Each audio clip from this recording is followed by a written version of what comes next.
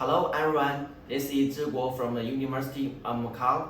Today I'm glad to share my work with you.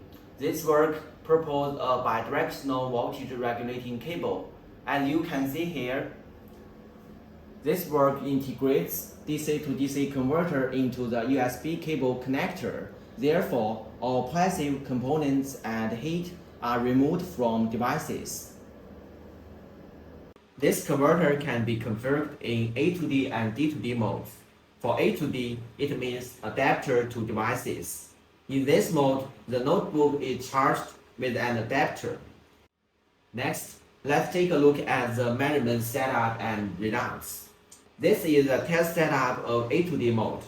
This PCB board represents an adapter.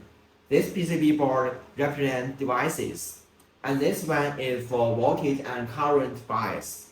In this mode, power is transferred from an adapter to devices by this USB cable. Now, let's get started.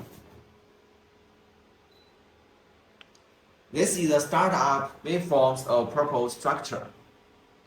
Next, let me show you its steady-state waveforms.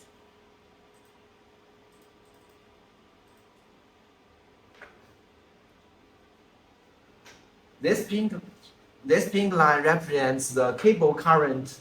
We can see that the cable current is not exactly the same as the discrete inductor case because of its own parasitic capacitors.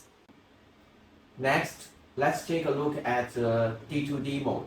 D2D mode means devices to devices. In this mode, a device is charged with another device. This is a test setup of D2D mode.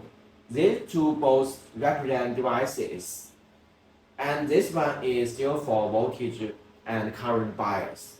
In this mode, power is transferred from this device to this one by this USB cable. Now, let's start up my chip. This is the startup waveforms of proposed structure. Next, let me show you its steady-state waveforms.